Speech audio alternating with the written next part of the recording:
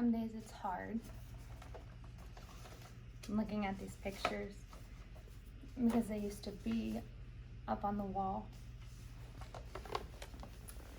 And now there's just nails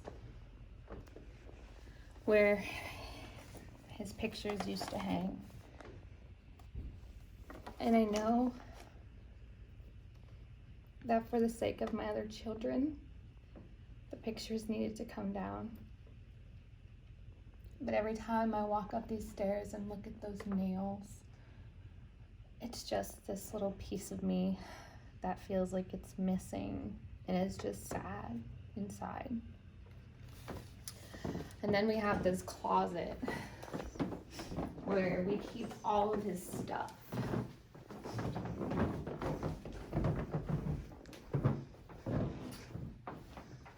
And we keep a lock on the closet because I don't want the other kids to find his stuff because I know it hurts them.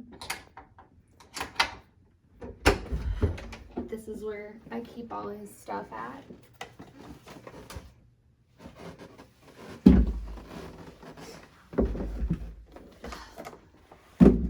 It's really hard to look in here because there's so much stuff, like his baseball hat. And sometimes I just remember him wearing it, and it's really hard. And when I look at his stuff, like,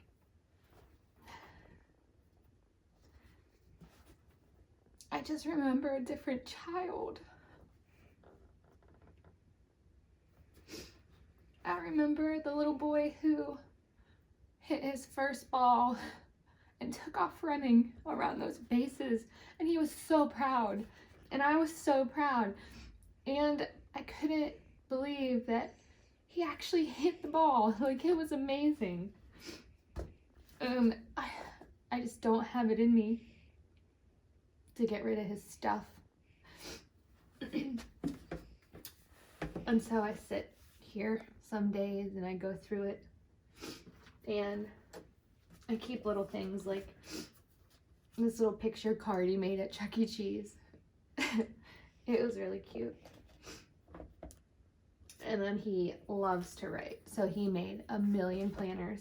I have probably at least 10 of these, but he likes to make calendars. So he used to make these calendars just to make them, just to put stuff in them.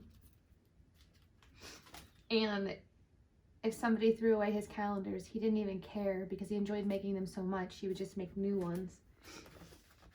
And when he got in trouble and lost a lot of his privileges to the internet and TV, he started doing word search puzzles, and he could go through one of these in a week. He just really loved doing little things like word searches.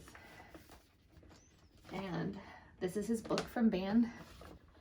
He was really good at playing the trombone, and it's an instrument like I never understood how to play trombone, but he loved it. And at first he was horrible, and then he took lessons and he got better and better, and eventually I could actually hear a song coming through.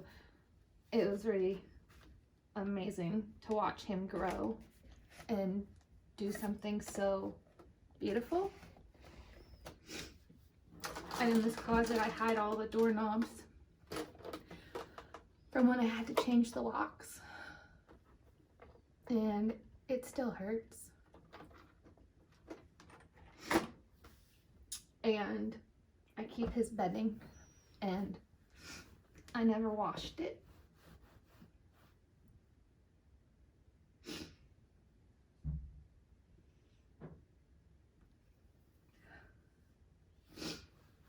So when I miss him, I can still smell him on it.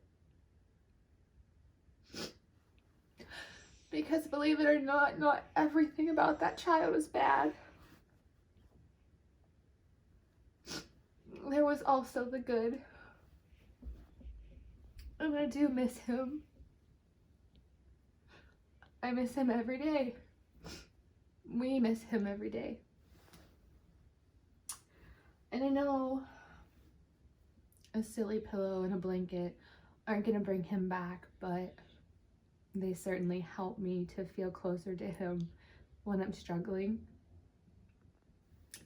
I don't want to forget him. I don't want to let go of that hope that maybe, just maybe, my little boy will come back. And so I keep the stupidest things. Like, I have this bin full of his stuff, as if he's ever gonna not grow out of these shorts by the next time I see him. Ugh, he grows so much, so fast. Puberty has made him grow, I swear, a foot a day. But I still hold on to his stuff just in case.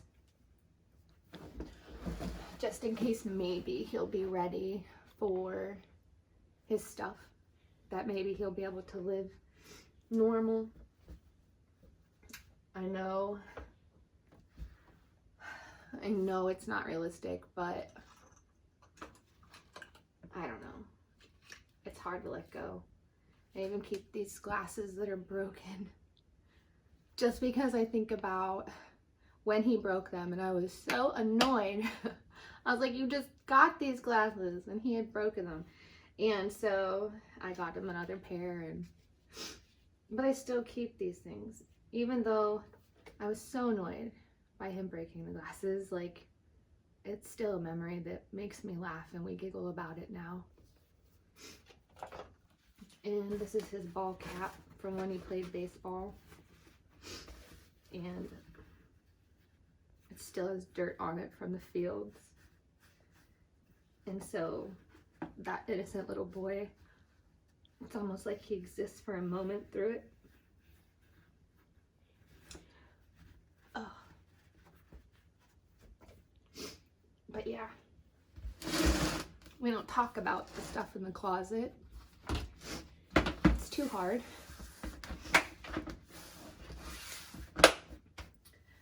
This bag was the first bag of clothes that we brought home after he left his first treatment program, and I kept them so that when he got out of his second treatment program that he would have his clothes back, and hopefully he could be back to normal and living among people.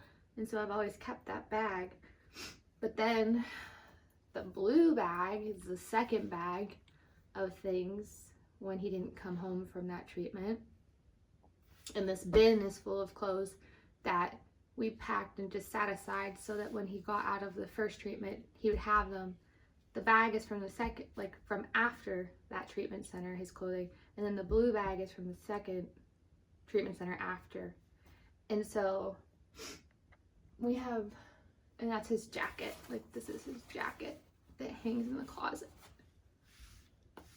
And I have so many pictures of him in that jacket. And I know that my son didn't die, but I feel like I'm grieving the loss of a child. Every day hurts, and I know he's not coming home. It's hard. It hurts. I know one day at a time we get through it, and not every day is hard. Just some days are hard. But I'm grateful for the time I had with him. I'm grateful for the memories I've made with him. And I know that just because things are different now, I know we'll still have memories. It's just hard to imagine what that looks like, what that's supposed to feel like. It's hard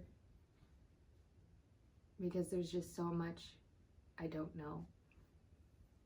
And I don't know if he'll get better. I pray that he gets better. I would love to see my little boy back on that baseball field.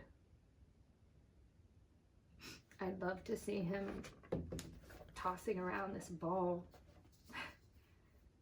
He was so excited about this ball because it was from his first season ever, and the coach let him keep it.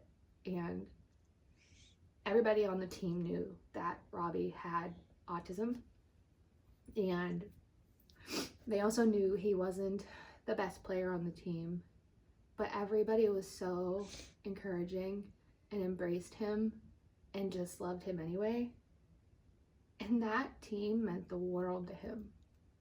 And now I know, like, things are different, but through my channel on YouTube, I've been able to have an army of people that are very much like the baseball team for Robbie.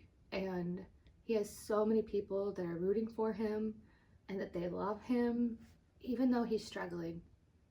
And so I think of those people every day when I sit here and struggle and look at his things.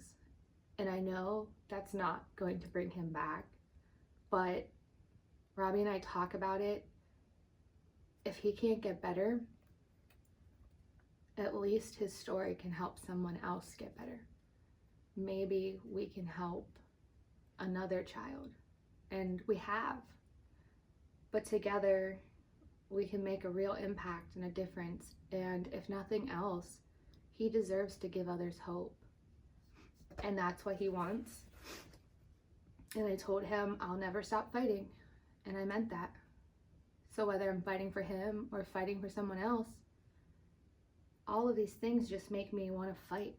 They make me want to be a better person tomorrow than I am today, to be a better mother, to be a better wife, to be a better human, and to just inspire people that it's okay to not be okay. And that sometimes things hurt, but that together we can make a real difference, and we can get through those hard days, those really painful days. And I don't ever want another family to ever have to grieve anything alone, let alone a similar situation to what our family has gone through. And my husband is on board. He feels the exact same way, but he's not a talker, and he's not an emotional being, and it's hard for him. And I think he said it best when he said to the show, he's just not there mentally yet. But he said, if you break a car, give me that car and I'll fix it.